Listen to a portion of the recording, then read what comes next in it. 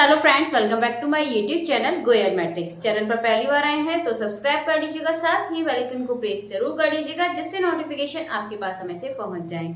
तो आज जो आपकी वीडियो है इसके अंदर आपके रहने वाले हैं 10 क्वेश्चंस रिंग थ्योरी से रिलेटेड, और मैंने रिंग थ्योरी से रिलेटेड नोट्स भी आपको दे दिए थे इससे पहले, देन कुछ क्वेश्चंस भी कराए थे। बट आज आपके लिए सिर्फ और सिर्फ क्वेश्चंस हैं और जिन्हें आपको करना है और बताना है कि आपके टोटल कितने 10 में से सही क्वेश्चंस हुए थे, और पूरे चांसेस हैं इनमें से आपको एक क्वेश्चंस देखने के लिए मिल जाए। ऐसा क्वेश्चन या फिर इसकी तरह हो सकता है क्वेश्चन, तो आप इसको जरूर देखिएगा।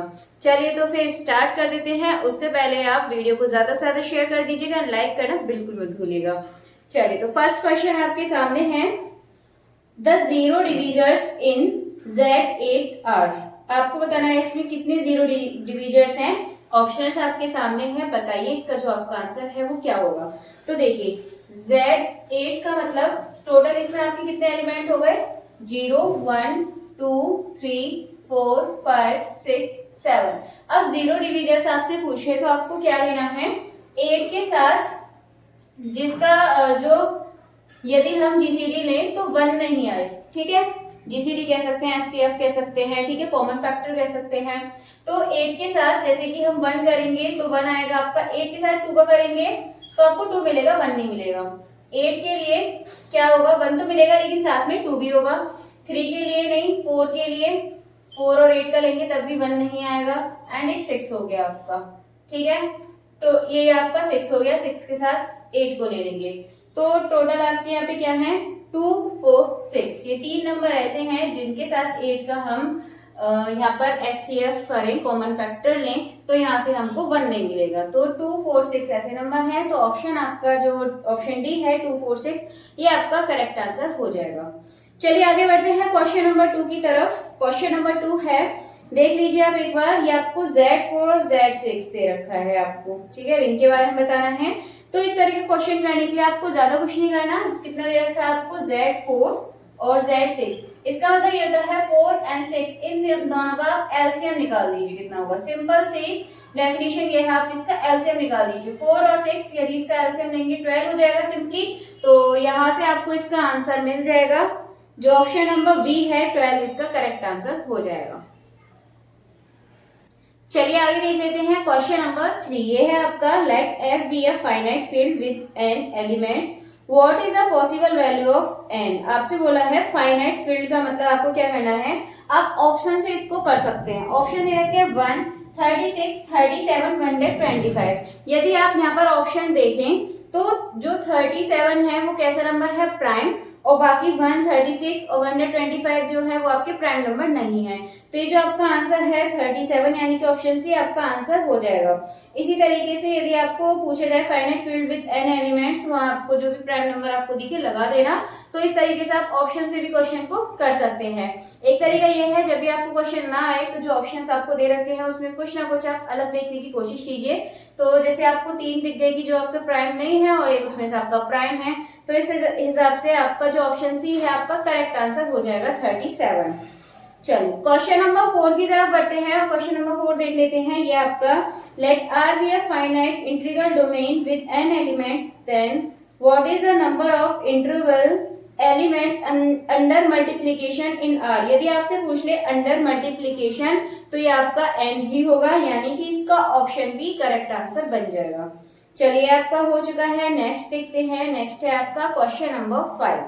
क्वेश्चन नंबर 5 है, if P is prime and ZP4 denote the ring of integer modulo P4, then number of maximal ideals in ZP4 में आपको मैक्सिमम आइडियल्स बताने हैं।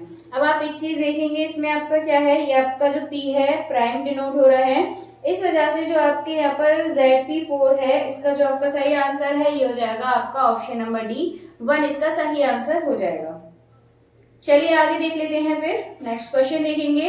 क्वेश्चन नंबर 6 है, the number of maximal ideas बताने हैं इन Z27। तो Z27 का मतलब होता है आपका इधर जो 27 है, यदि आप इसके फैक्टर करेंगे क्या होंगे, 3 × 3। तो आप यहाँ देखेंगे जो इसके मैक्सिमल आइडियल्स होंगे ये आपके हो जाएंगे ऑप्शन नंबर डी, 3 इसका आंसर हो जाएगा। चलिए क्वेश्चन नंबर 7 की तरफ चलते हैं। क्वेश्चन नंबर 7 है which one of the following ideals of the ring Zi of Gaussian integers is not maximal. ये आपको बताना है नॉट मैक्सिमल। तो इसका जो आंसर है ये आप लोग बताएंगे कमेंट करके, और आपका है ये क्वेश्चन नंबर 7। क्वेश्चन नंबर 7 का जो भी आंसर होगा आप लोग कमेंट बॉक्स में जरूर बताइएगा कि इसका आपका सही आंसर क्या है। चलिए क्वेश्चन नंबर 8 है आपके सामने। The number of element of a principal ideal domain can be. तो number of element of a principal ideal domain can be कितना हो सकता है? तो इसका जो आपका सही आंसर है ये हो जाएगा आपका ऑप्शन नंबर बी 25। तो इसका आप याद रखिएगा, डायरेक्ट आपको इसका याद रखना है। तो ऑप्शन नंबर बी यानी कि 25 इसका सही आंसर आपका हो जाएगा। चलिए आगे बढ़ते हैं क्वेश्चन नंबर 9 की तरफ। क्वेश्चन नंबर 9 है for n greater than equal to 1 let, ये आपको दे रखा है be the group of units of z upon nz which of the following groups are cyclic. आपको ये बताना है साइक्लिक ग्रुप। तो आप यहाँ ऑप्शन से फिर से आप देख सकते हैं। यदि आप ऑप्शन नंबर ए में देखेंगे तो आपको मिलेगा 10z, और यदि आप दूसरे में देखेंगे तो आपको मिलने वाला है 2 की power 3z। Option number C में देखेंगे तो 100, और ऑप्शन नंबर डी में देखेंगे तो 163। अब आप यहाँ पर देखेंगे तो आपको थोड़ा सा एक अलग दिखेगा, आपको इसमें एक और दिखेगा, यानी कि देखिए 10 है आपका, 10 आपका क्या है 2 की पावर 3 यानी कि 8, 100 यानी कि मतलब कुछ ना कुछ इसके फैक्टरों की 10 की पावर दिखा सकते हैं, इसको कुछ भी लिख सकते हैं, मतलब इसके फैक्टर लिख सकते हैं। लेकिन 163 आपका कैसा है, ये आपका प्राइम नंबर है, ठीक है, और बाकी कैसे हैं आपके प्राइम नंबर नहीं है। तो इसका मतलब इसका जो आपका सही आंसर है ये हो जाएगा आपका ऑप्शन नंबर डी। अगर आपसे पूछ लिया जाए कि which of the following group are cyclic, तो आप इस तरीके से इसको कर सकते हैं, प्राइम नंबर आप देख सकते हैं। तो इसका जो ऑप्शन नंबर डी है ये आपका सही आंसर हो जाएगा Z by 163Z। चलिए क्वेश्चन नंबर 10 है आपके सामने। Let F be a field of 8 elements and F is equal to आपको दे रखा है, एंड आपको आगे भी दे रखा है फॉर ऑल नेचुरल नंबर, और आपको ये भी दे रखा है जो K है वो स्मॉलर देन 7 है।